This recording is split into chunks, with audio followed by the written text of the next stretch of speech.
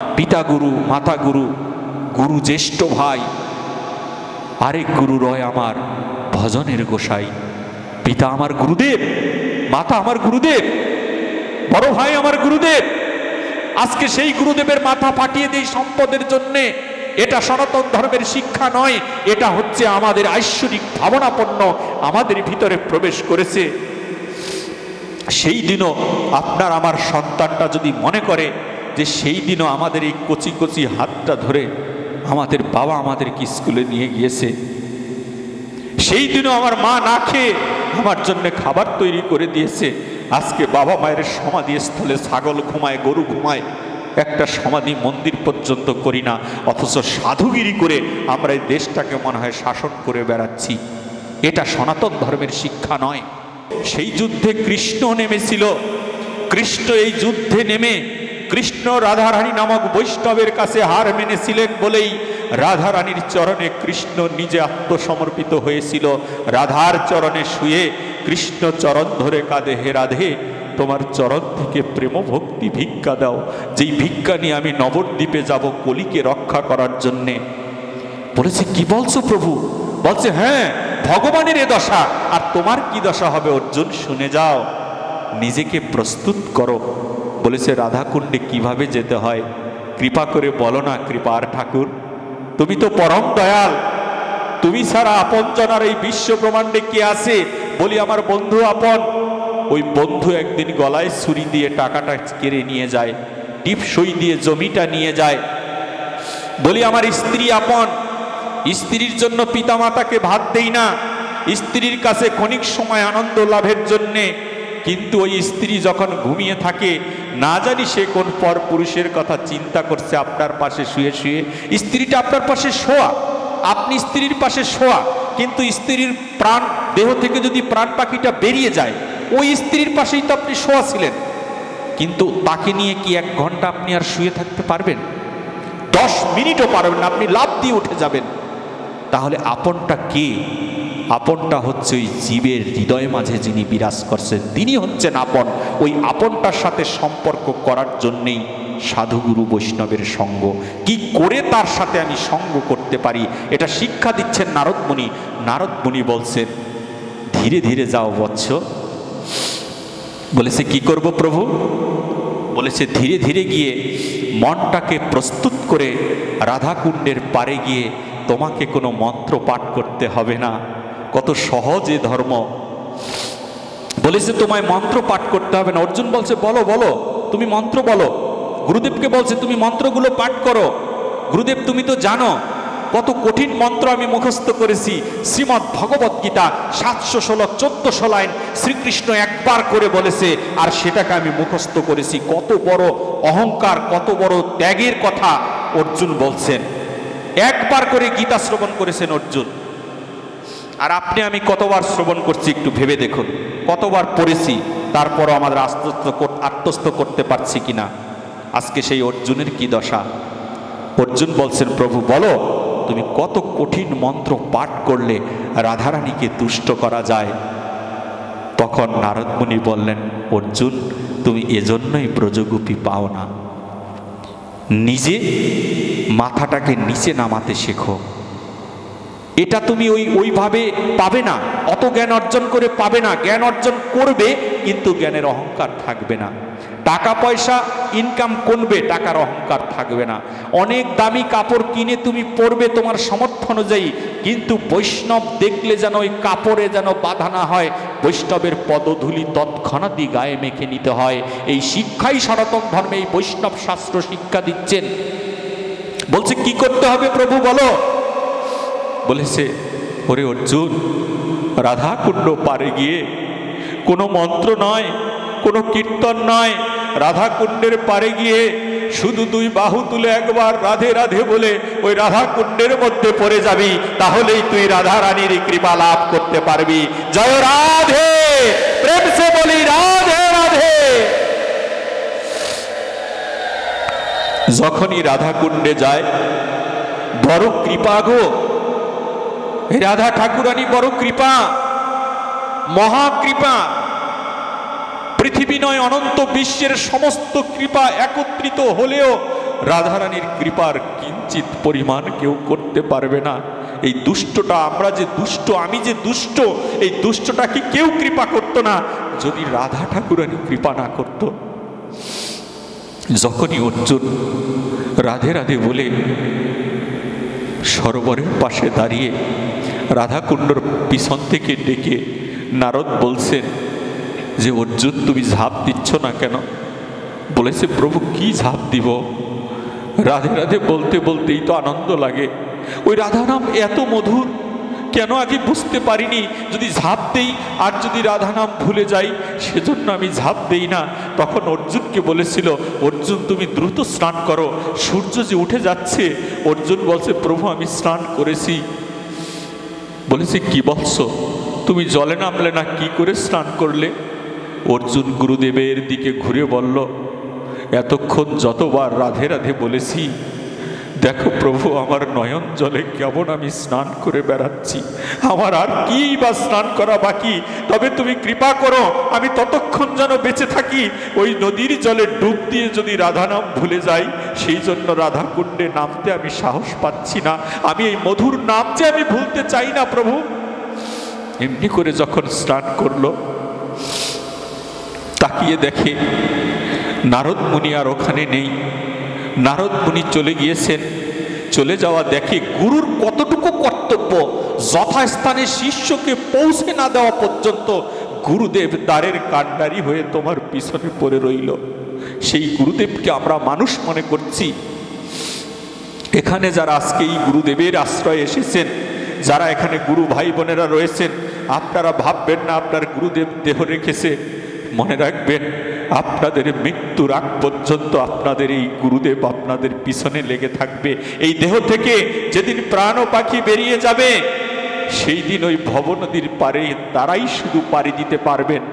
যাদের এই গুরু নামক সম্পদ যাদের রয়েছে, তারা শুধু ভবনদী পাড়ি দিয়ে ওপারে যেতে পারবে। এছাড়া আবার ঘুরে আসতে হবে। এবার তো দুর্লভ মানব জনম পেয়েছি, এবার তো ভজনযোগ্য একটা দেহ পেয়েছি। হয়তো কুকুর বিড়াল হয়ে জন্ম নিতে পারি। আপনাদের চরণে আমি এই প্রার্থনা করে রাখি সব জায়গায়, আমি যদি আমার নিজ কর্মগুণে যদি কুকুর হয়ে জন্ম নেই, যেন আপনাদের মতো বৈষ্ণবের উচ্ছিষ্ট খেয়ে যেন জীবন ধারণ করতে পারি। এইরূপ কুকুর হওয়া বেটার। মানুষ হয়ে কি হবে?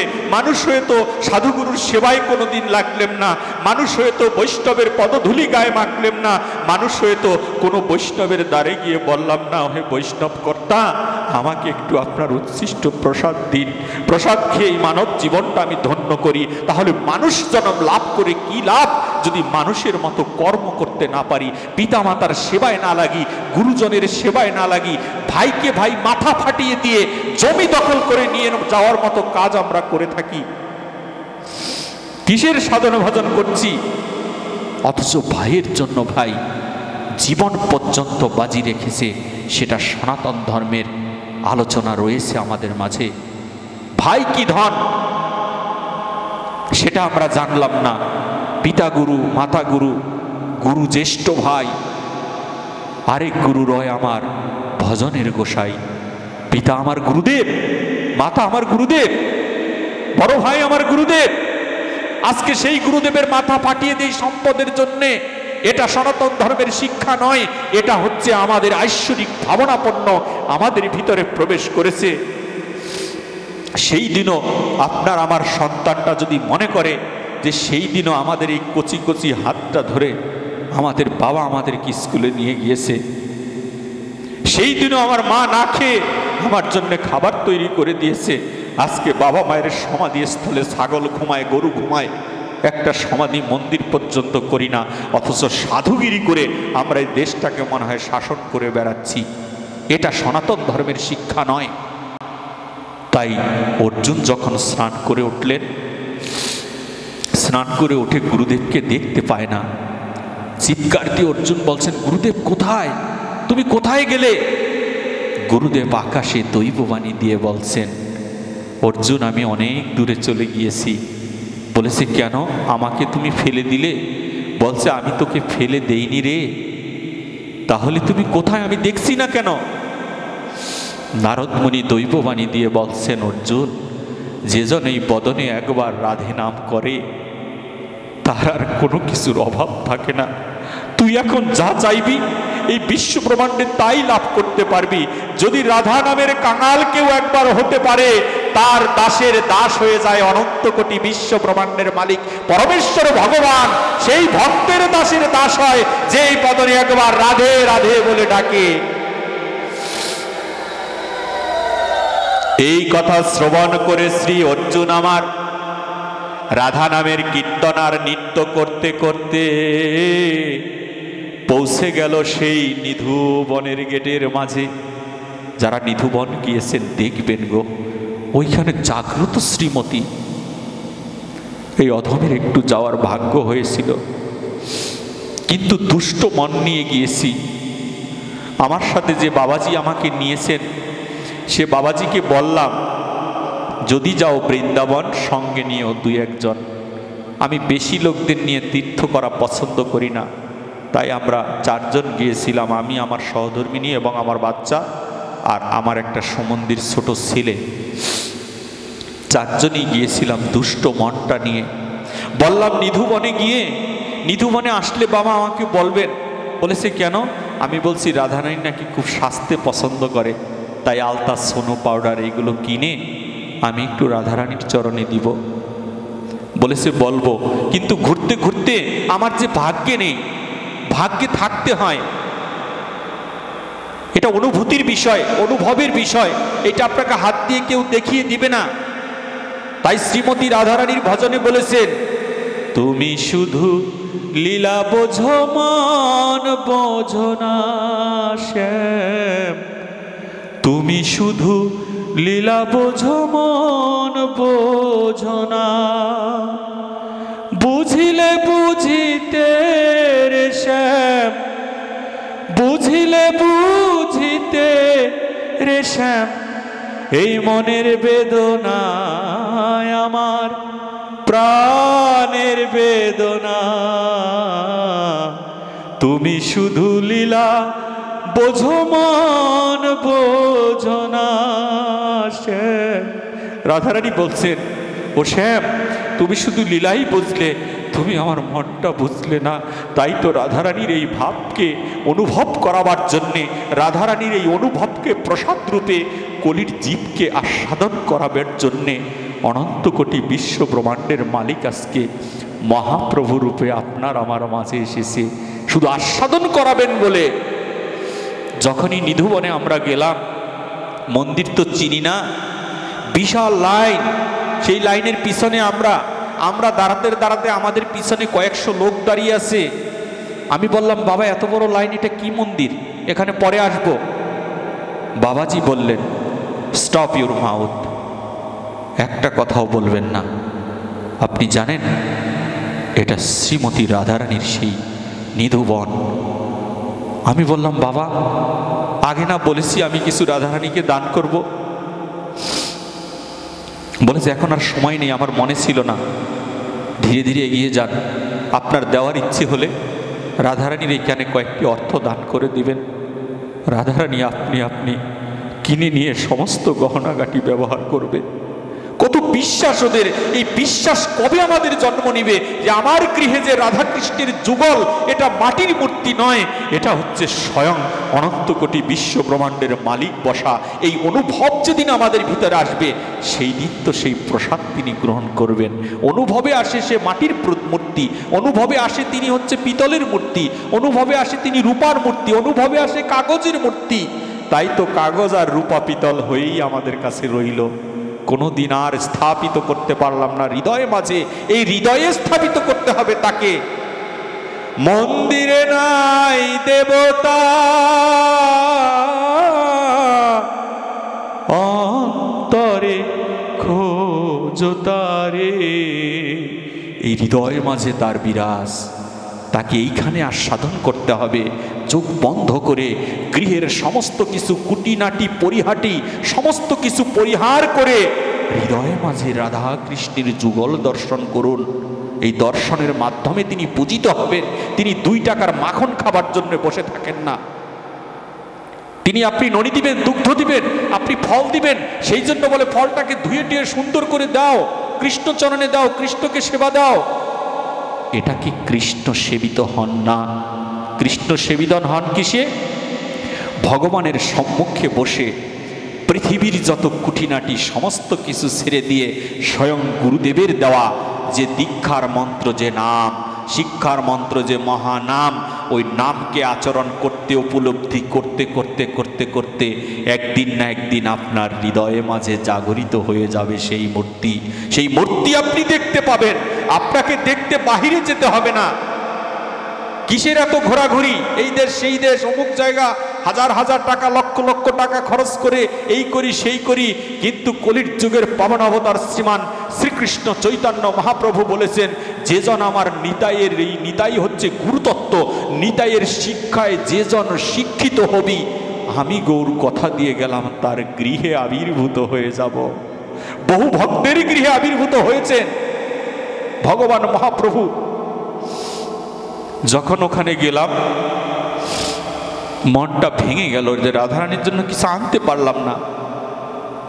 মন্দিরের সামনে গিয়ে দেখলাম যে 5টা সেকেন্ড কাউকে সময় দেওয়া হচ্ছে না। প্রণাম করছে, যে যা এনেছে ঢেলে দিচ্ছে। আমিও পকেট থেকে কিছু টাকা বের করে আমার সহধর্মিনীর হাতে এবং আমার হাতে দিলাম। ওইখানে দেখলাম কয়েকশো লোক প্রণাম করে বেরিয়ে যাচ্ছে, প্রণাম করে বেরিয়ে যাচ্ছে।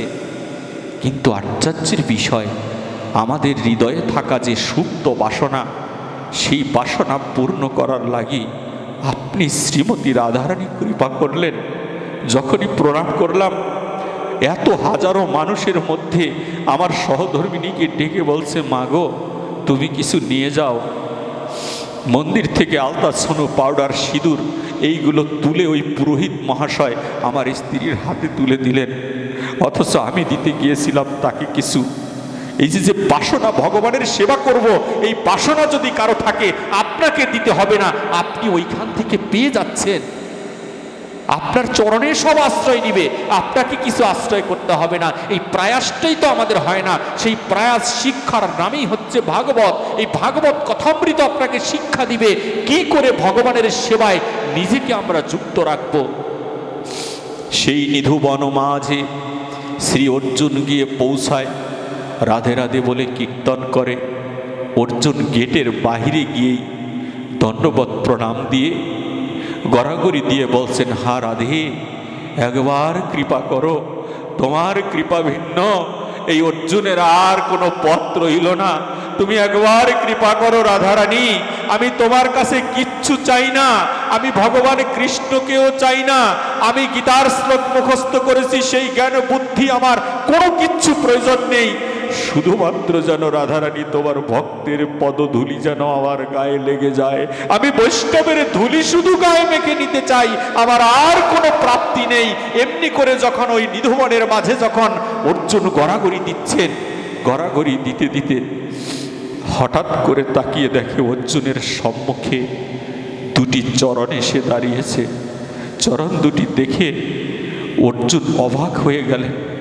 অর্জুন চরণ ধরে কাঁদছেন। কে গো এত অপূর্ব চরণ, যে চরণ কোনোদিনই চিন্তা করিনি, যে চরণ কোনোদিন ব্যাখ্যা করা হয়নি, এত অপূর্ব চরণ, এই চরণ কে তুমি? চরণের দিকে যখন তাকিয়ে কাঁদছেন অর্জুন, শোয়া থেকে উঠে যখন বসেছেন, শ্রীমতী রাধারানী দৈববাণী দিয়ে বলছেন, কে তুমি? অর্জুন বলছেন, আমার নাম অর্জুনা। বলেছ অর্জুনা কেন? আমি তো জানি এখানে অর্জুন আসবে, অর্জুনা নামে তো কাউকে আমি চিনি না। রাধারানীকে অর্জুন নিজে বলছেন শ্রেষ্ঠ ভক্ত। অর্জুন বলছেন, যে জন অর্জন করে তাকে অর্জুন বলা হয়। আমি অর্জন করেছিলাম ভেবেছি, কিন্তু অর্জন করে সর্বশ্রেষ্ঠ সম্পদ আজকে আমি অর্জনের অহংকারে হারিয়ে ফেলছি। তাই তো আজকে থেকে আমার নাম হবে অর্জুনা। আমি কোনোই কিছু অর্জন করতে পারিনি রাধারানী, শুধু তুমি আমাকে একবার কৃপা করো, আমি যেন ভক্ত সঙ্গ মাঝে যেন আমার এই বাকি জীবনটা আমি কাটাতে পারি। রাধারানী বললেন, তুমি যদি সেটা চাও তাহলে তুমি একটা কাজ করো না। বলেছি, কি করব বলো? বলেছি, একটু পাশে দাঁড়াও। অর্জুনকে নিয়ে যখন দাঁড়ালেন, অনন্ত কোটি বিশ্ব ব্রহ্মাণ্ডের মালিক পরমেশ্বর ভগবান আর থাকতে পারলেন না, দ্বারকা থেকে রাখালের ভেষে একটা বাঁশি হাতে নিয়ে বৃন্দাবনের নিধু মাঝে এসে দাঁড়িয়ে দাঁড়িয়ে বারবার দৈববাণী দিচ্ছেন। তোমরা কি শুনতে পাও না? রাধারানী তুমি শুনতে পাও না? আমি তোমায় ডাকছি। রাধারানী বললেন, প্রভু তোমার সেবা দেবার জন্য নয়, আমি তোমার ভক্ত সেবায় ব্যস্ত রয়েছি। তোমার ভক্ত সেবা দেবার জন্যেই আমি শ্রীমতী রাধারানী কুলমানশীল সমস্ত কিছু ত্যাগ করে নবদ্বীপের মাটিতে আবির্ভূত হতে যাচ্ছি তোমার বহিরঙ্গে। বলেছে, বহিরঙ্গে কেন যাবে? বলেছে, কেন তুমি না দৈববাণী দিয়েছো কৃষ্ণ যে নবদ্বীপে গিয়ে ভক্তের পদধূলি মাঝে আমি গড়াগড়ি দিব? তোমার বহিরঙ্গে আমি এই জন্য গিয়েছি, যদি তোমার কৃষ্ণ ভিতরে থাকো আর বাহিরে যদি আমি শ্রীমতী রাধারানী থাকি আর ভক্তের পদধূলি মাঝে গড়াগড়ি দিলে রাধা অঙ্গেই বৈষ্ণবের ধুলি লাগবে, কৃষ্ণ অঙ্গে আমি কখনো ধুলি লাগতে দিব না। সেই জন্য তোমার বহিরঙ্গে শ্রীমতী রাধারানী উপস্থিত হয়ে আমি যেতে চাই। রাধারানী কোন শিক্ষায় ব্যস্ত? ভগবানের ডাক শুনছে না, বলছে ভক্ত সেবায় ব্যস্ত রয়েছি আমি, তোমার ডাক আমি শুনবো না কৃষ্ণ। কৃষ্ণ তৎক্ষণাৎই দ্বারকায় চলে যায়। বলেছে, দ্বারকায় আসো। দ্বারকায় চলে গেলেন কৃষ্ণ। তখন অর্জুনকে বললেন, অর্জুন তোমার কি কোনো বাসনা আছে? বলেছে, হ্যাঁ একটা বাসনা আছে। কি বাসনা? আমরা তো বাসনাই করতে জানি না। গুরুদেবের চরণের সেবা দেই, গুরুদেব আমার একটা সন্তান প্রয়োজন। কি নিকৃষ্ট বাসনা! গুরুদেব আমার টাকা পয়সা ব্যবসা বাণিজ্যটা ভালো নয়। আর রাধারানীকে অর্জুন কি শিক্ষা? রাধারানীর আর অর্জুনকে রাধারানী বলছেন, তুমি কি চাও বলুন। অর্জুন কি না চাইতে পারত রাধাচরণে? কিচ্ছু চাইলেন না। অর্জুন বলেন, একটা শুধু চাই, তুমি আমার একটা কথা রাখো রাধারানী। বলেছে, হ্যাঁ বলো। বলেছে, আজকে থেকে তুমি আমার গুরু। অর্জুনের গুরু হচ্ছেন শ্রীমতী রাধারানী। রাধা তত্ত্ব হচ্ছে গুরুতত্ত্ব, যেই গুরুতত্ত্ব গোপনে ছিল সারা জীবন, অনন্ত কোটি বিশ্ব ব্রহ্মাণ্ডের সত্য থেকে এই কলির যুগের প্রারম্ভিক পর্যন্ত গুরুতত্ত্ব ছিল গোপন। আর সেই গোপন তত্ত্ব কলির যুগ লীলায় ওপেন হয়ে গেল গুরুতত্ত্ব। রাধা নাম প্রকাশে চলে আসলো। রাধা নাম, এই হরিনাম যে 16 নাম 32 অক্ষর, এর প্রথমেই হচ্ছে হরে। এই হরেই হচ্ছে হরা শব্দ থেকে নেওয়া হয়েছে শ্রীমতী রায় কিশোরীর নাম। সে নিজেই আগে প্রকাশ করে দিয়েছেন এই ভক্তের মঙ্গলের জন্যে। যখন অর্জুন বললেন একটা বাসনা, আজকে আপনার আমার কাছে যদি রাধারানী ধরা দেয়, কি বাসনা করব বলুন? গুরুদেবের নাম আমি শিওর করে বলতে পারি, আমি অভিষ্ট করে বলতে পারি, এই গুরুদেবের যে নাম আপনারা পেয়েছেন সঠিক যদি নাম হয়, এই নাম আচরণ করলে অবশ্যই নন্দের নন্দনকে আপনি লাভ করতে পারবেন, আমি গ্যারান্টি দিতে পারি। সেই নাম হচ্ছে গুরুদেব। শ্রী অর্জুন গুরুর চরণে আশ্রয় নিলেন, শ্রী রাধারানীর চরণে। রাধারানীকে গুরু সম্বোধন করলে বললেন যে তুমিই হচ্ছে আমার পরম গুরুদেব, তুমি আমাকে একটা জিনিস দান করো রাধারানী। বলেছে, কি সেই জিনিস? বলেছে, সেইটা হচ্ছে তুমি যদি আমাকে সঙ্গে নিয়ে দ্বারকায় যাও। ওই দ্বারকায় গেলে কি হবে? রাধারানী বলছেন, দ্বারকায় আমি যাব না। বলেছে, না চলো, একবার চলো, আমার অনুরোধ, তুমি না আমাকে চাইতে বলেছো। কি চাওয়া দেখেন ভক্তদের। বলেছে, তুমি না চাইতে বলেছো, এখন আমি চাচ্ছি, তুমি যাবে না কেন? রাধারানী বললেন, ঠিক আছে আমি যাব। আমাকে কি করতে হবে? তুমি কি নিবে আমার কাছ থেকে বলো? কোন ধন চাইতে হয় গুরুর কাছে? আমরা তো চেয়েই ঠকে যাচ্ছি। বলেছে, কি চাই জানো? বলছে, কি? তুমি আমাকে সাথে নিয়ে তুমি কৃষ্ণের বামে দাঁড়িয়ে তোমরা দুইজন যুগল হবে, আর এই যুগল রূপ দর্শন করে আমি অর্জুন আমার মানব জীবন ধন্য করব। কত সুন্দর চাওয়া! যুগল দর্শনের মাধ্যমে এই জীব সর্বশ্রেষ্ঠ প্রাপ্তি লাভ করার কথা বলছেন। আর আমাদের চাওয়াগুলো কত ছোট ছোট চাওয়া, এই বাহ্যিক চাওয়া, বাহ্যিক ক্রিয়া, এইগুলো করে করেই আমাদের জীবন চলে যাচ্ছে, এক জীবন থেকে আরেক জীবন, আরেক জীবন থেকে আরেক জীবন। কতভাবে আমরা ট্রান্সফার হয়ে যাচ্ছি, কিন্তু একবারও বৈষ্ণব চরণে, গুরু চরণে নিজেকে আত্মসমর্পিত করতে আমি শিখলাম না এখনো। আমি আমার কথা বলছি, আপনাদের মতো শ্রেষ্ঠ শ্রেষ্ঠ বৈষ্ণব এখানে উপস্থিত, আপনাদের সম্মুখে হরিকথা বলার মতো যোগ্যতা এই অধমের কোনো দিনই হবে না। তথাপিও একটা যন্ত্র আমি যেভাবে আপনারা বাজাবেন সেভাবেই এই যন্ত্রটা বেঁচে বেড়াচ্ছে। আমার চৈতন্য মহাপ্রভু কত সুন্দর করে এই জীবগণকে শিক্ষা দিচ্ছেন। ওরে তোমরা যাকে গৌর বলো, ওরে আমি বলি রাধে, জন্ম জন্মের অপরাধ বাধায় আমার কাঁধে।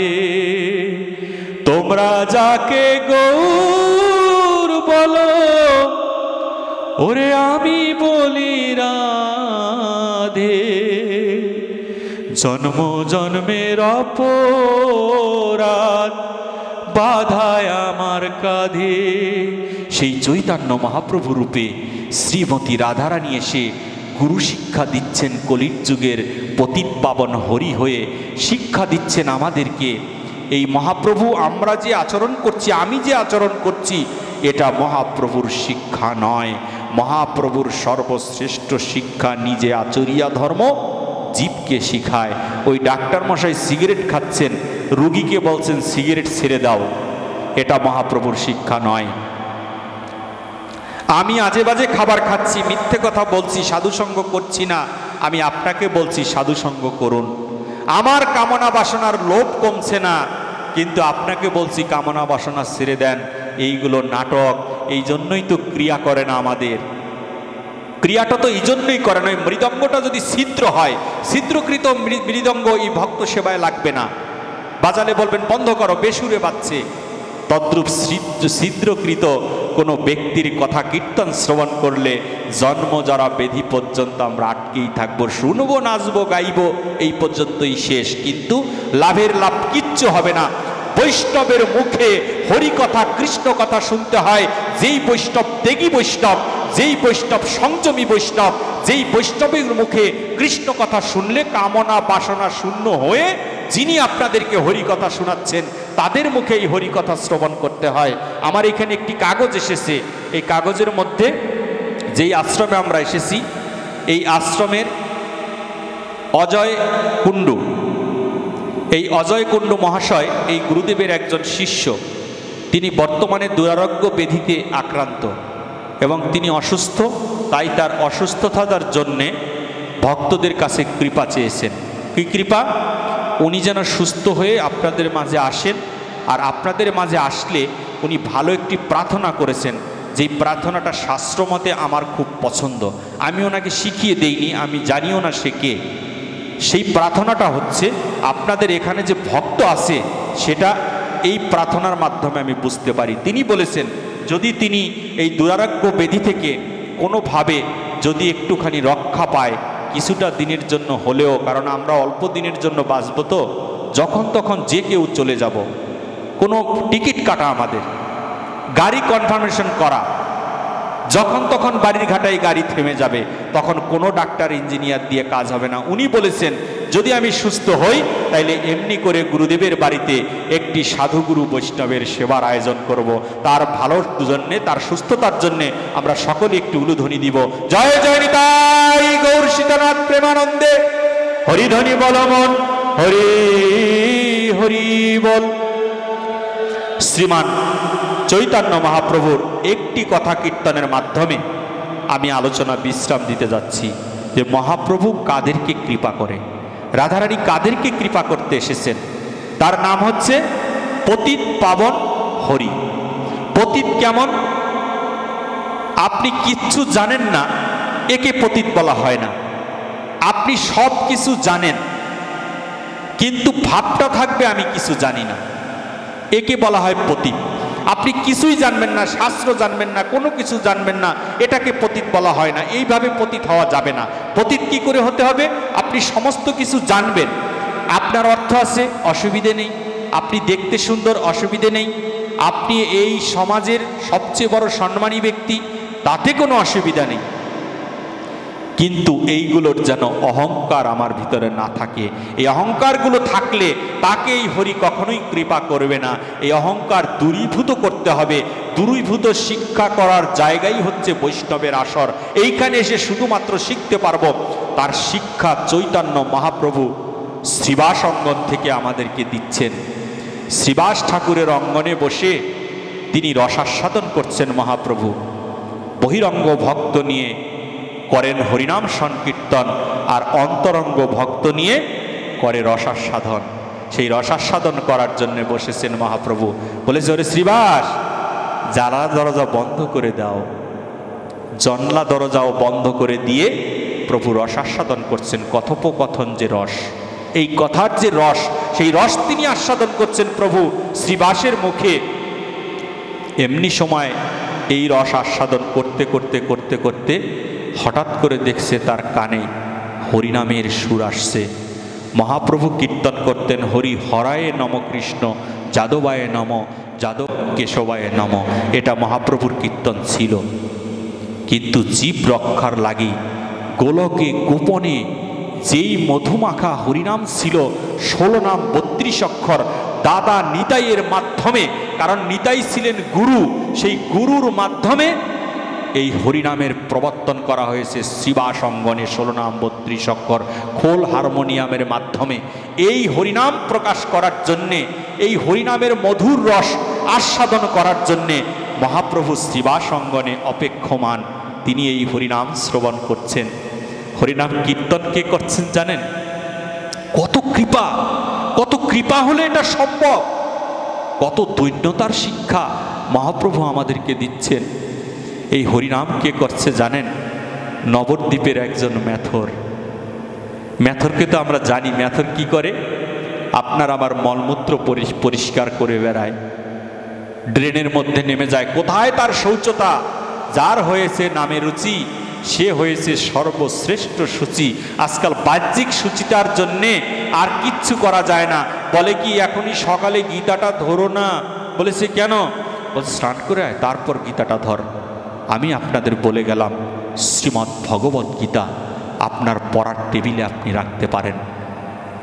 এই অধমের জীবনে, আমার মানব জীবনে আর কোনোই প্রাপ্তি নেই, শুধু বৈষ্ণবের একটা চরণ দর্শন করার প্রাপ্তি রয়েছে। কারণ আমাদের বাংলায় বহু ভক্ত, শ্রেষ্ঠ শ্রেষ্ঠ ভক্তরাই গীতার ব্যাখ্যা করেছেন। এমনি একজন ভক্তের দর্শন হয় আমার সাথে।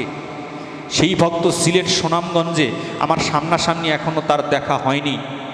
সেই ভক্ত নেটের মাধ্যমে আমার পাঠ শ্রবণ করে, সেই ভক্ত তিনি নাকি গীতা রচনা করেছেন। হঠাৎ করে আমাকে ফোন করে একদিন বললেন, বাবাজি আমার খুব ভালো লাগে আপনাকে, আপনি কি আসবেন এই দিকে? আমি বলছি হ্যাঁ, সিলেটে পাঠ আছে তো, আমি যাব চৈত্র মাসে। বলছে তর সইছে না, এতদিন অপেক্ষা করা যাবে না, আপনার ঠিকানাটা দেন, আমি আপনাকে একটা গিফট দিব। আমি বললাম আমি গিফট পেতে পছন্দ করি না, আমি কোনো উপহার উপকৌটন আমি চাই না। তারপরেও বাধ্য হলাম তার অনুরোধে। তখন আমি বুঝতে পারিনি যে তিনি একজন গীতার একজন রাইটার, আমি চিন্তা করতে পারিনি। হঠাৎ করে দেখি কোরিয়ার সার্ভিস আমার কাছে এসে আমাকে একটা গ্রন্থ দিয়ে গেলেন। গ্রন্থটা খুলেই দেখি ওই ভক্তের নাম, অর্থাৎ উনি গীতাটা রচনা করেছেন, বর্ণনা করেছেন, শ্লোকগুলো ব্যাখ্যা করেছেন। আমি কি দিয়ে বর্ণনা করব এই কথা? তখন তাকে আমি ফোন করলাম, বাবা আপনি কি করলেন এইগুলো? আপনি এত বড় একজন মহৎ লোক। বলছে হতে পারলাম কোথায়, কোথায় হতে পারলাম? 700 শ্লোক যেই ব্যক্তি ব্যাখ্যা করতে পারে, সেই ব্যক্তির মতো পরম বৈষ্ণব সেও স্মরণে রাখে যেই নরাধমটা দিয়ে এই জীবের কোনো কাজে আসবে না। তাই তো আমি সিদ্ধান্ত নিয়েছি যে সারা জীবনের জন্য বিনা প্রণামীতে যেন ভক্তচরণে বিকিয়ে যেতে পারি। আমার এই জীবনে আর কোনো প্রার্থনা নেই, শুধু বিনা প্রণামীতে যেন আপনাদের চরণে যেন জন্ম জরা বেধি পর্যন্ত যেন থেকে যেতে পারি। এই প্রার্থনা নিত্যানন্দ সেবাশ্রম থেকে আমরা করেছি। সেই ভক্ত গত পরশুদিন আমার কাছে 25টা গীতা পাঠিয়েছে, বড় গীতা, এক একটা গীতা প্রায় 800 টাকার মতো দাম। বলেছে প্রভু আমার একটা প্রার্থনা রাখবেন গীতার জন্য। তিনি আবার একটা ওই কভারও বানিয়ে দিয়েছে সুন্দর করে। বলেছে একটি প্রার্থনা আপনার চরণে প্রভু, যে এই গীতাগুলো শুধু বিনা প্রণামীতে যেন ভক্ত ভক্তের কাছে যেন পৌঁছে যায়। আপনাদের কারো লাগলে আমাকে ফোন দিবেন, আমি কুরিয়ার করে পাঠিয়ে দিবে এই প্রসাদ স্বরূপ শ্রীমদ্ ভগবদ গীতা। বলেছে, আমি তাকে বললাম এটা কি করে সম্ভব হলো? বলল 8 বছর ধরে আমি কোনো কাজ করি না, 8 বছর ধরে কৃষ্ণ নামের সাথে যুক্ত হওয়ার চেষ্টা করছি, শ্রীমদ্ ভগবদ গীতা হচ্ছে তার প্রসাদ স্বরূপ। এত বড় ত্যাগ সহ্য করছে এই জীবগণ, অথচ আমি 2টা শ্লোক পড়েই বলি আমার কত দাম, আমাকে প্রণাম করো, আমাকে নিতে হলে এই লাগবে, কত কিছু চেয়ে বসি জীবের কাছে। অথচ ওই ব্যক্তিটা কিচ্ছু চায় না, যে এত কিছু করলো 700 শ্লোককে ব্যাখ্যা করা এত চারটিখানিক ব্যাপার নয়। আপনি ট্রাই করে দেখুন। তদ্রূপ শ্রীমান চৈতন্য মহাপ্রভু আমার শ্রীবাস অঙ্গনে বসে হরিনাম শ্রবণ করছে, হরিনাম আসছে তার কানে, প্রাতকালের সুর। আজকে সেই সুর কোথায় গেল? সনাতনী, সনাতনীর কাছে জিজ্ঞাসা। প্রাতকালে ঘুম থেকে উঠে প্রাতকালের সেই ভোর আরতি প্রভাতীর সুরে কীর্তন করা আমার মহাপ্রভুর বড় পছন্দ। কোন ভক্ত সুর দিবে হরে কৃষ্ণ হরে কৃষ্ণ কৃষ্ণ কৃষ্ণ হরে হরে হরে রাম হরে রাম রাম রাম হরে হরে। এমনি করে ওই মেথডটা প্রাতকালে শীতের রাত্রিতে কুয়াশা ঢাকা নবদ্বীপ, সেই মেথডটা তার নিত্যকর্ম করছে। মেথডের নিত্যকর্ম কি? ময়লা ড্রেনে নেমে একটা লাঠি দিয়ে ড্রেনগুলো পরিষ্কার করে দিচ্ছে পুরসভার নির্দেশে। স্নান করেনি, মদ পান করে। আমি বলছি না আমরা মদ পান করব, কিন্তু ভগবানের কৃপার কথা বলছি। এই নাম মধু মাখা মহা হরিনাম সংকীর্তন। এই নামকে যদি কীর্তন করতে হয় মধু মাখায়ে সুরে এই হরিনামে কীর্তন করতে হবে। এখনো পর্যন্ত আমি চ্যালেঞ্জ করতে পারি, আপনারা মাত্র 7 দিন ট্রাই করুন, বেশি দিন করতে হবে না। ভক্তি ভরে 7টা দিন আমাকে ভিক্ষা দিন, 7 দিন মহাপ্রভুর মহানামের কীর্তন করুন, আপনি কিছু না কিছু অবশ্যই পেয়ে যাবেন। যদি না পান আমাকে ফোন করে বলবেন যে প্রভু পাইনি, আপনার কথা শুনেছিলাম, মাত্র 7টা দিন আমাকে ভিক্ষা দেন আপনারা। জনম জনম তো করছি, কিন্তু নন্দের নন্দনের সন্ধান পাওয়া যাচ্ছে না। অথচ মেথডটা কত সুকৃতিবান। ওই মেথডটা কে? মেথডটা সত্যযুগের একজন মুনি ছিলেন। সেই মুনি অভিশপ্ত হয়ে নিম্নজনিতে মেথরের কুলে জন্ম নিয়েছে।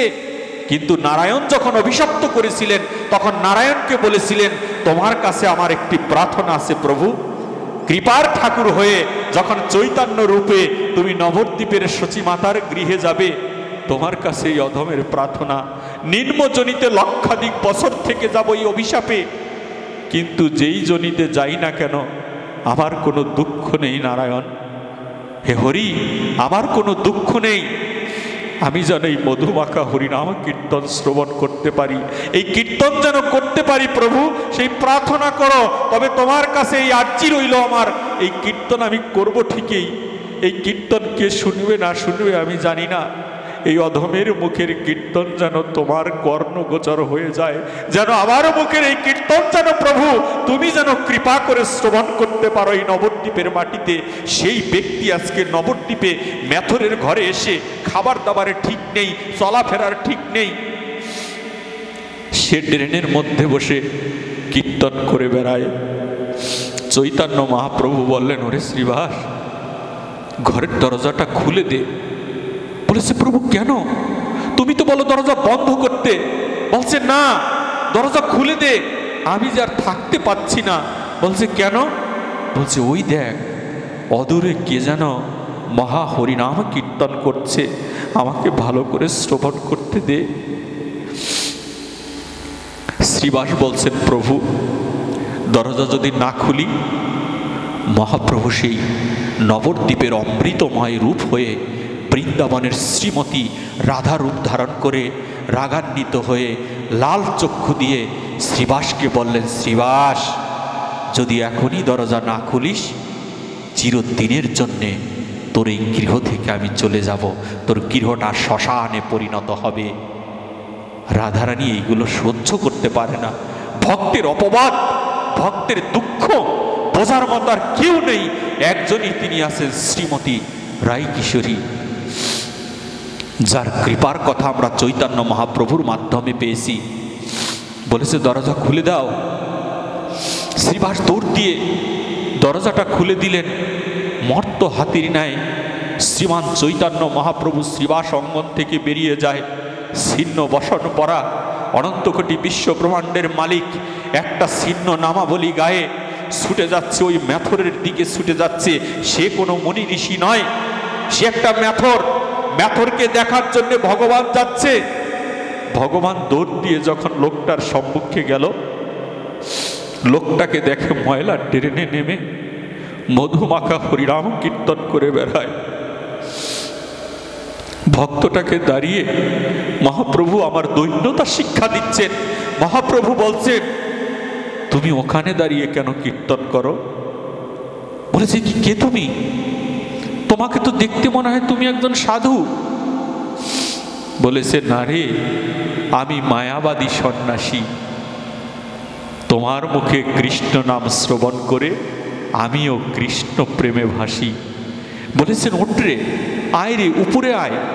বলেছে, না, আমি স্নান করিনি প্রভু, আমি যে এখনো স্নান করিনি, আমি পবিত্র হইনি। আমি কি করে তোমার কাছে যাব? তোমাকে দেখে মনে হয় কপালে তিলক দেওয়া, সুন্দর কপালে সুন্দর তিলক, সুন্দর নামাবলী গায়, দুই বাহু তুলে জীবের দ্বারে দ্বারে গৌরা হরির নাম বিলায়।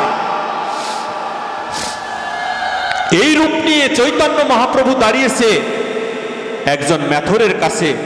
ম্যাথরের কাছে দাঁড়িয়ে চৈতন্য মহাপ্রভু বলছেন, ওরে ম্যাথর, হরিনাম যদি করবি আমার বক্ষ মাঝে এসে মধুমাখা হরিনাম কর। কৃষ্ণ নাম কৃষ্ণ নিজে শ্রবণ করতে চায়। ম্যাথরটা যেমন একটা বাচ্চা যদি অনেক ক্ষুধার্ত থাকে আর বাচ্চা যদি মাকে কাছে পায় যেমনি করে জড়িয়ে ধরে, তদ্রূপ ওই ম্যাথরটা মহাপ্রভুকে দর্শনের মাধ্যমে তার ভিতরে মনের ময়লা দূরীভূত হয়েছিলেন। বৈষ্ণব দর্শনে যায় মনের ময়লা, এই দেখা মাত্রই তার ভিতরের ময়লাগুলো দূরীভূত হয়েছে। তাই তো তিনি শিশু বাচ্চার মতো ঝাঁপিয়ে গিয়ে চৈতন্য মহাপ্রভুর বক্ষ মাঝে পড়ে গেলেন। যখনই পড়েছেন তখন মহাপ্রভু জড়িয়ে ধরে বলেছেন, তোর কাছে আমি আর কিচ্ছু চাই না, আমাকে তুই কি দিবি জানিস? বলেছে, বলো না, তুমি কি চাও?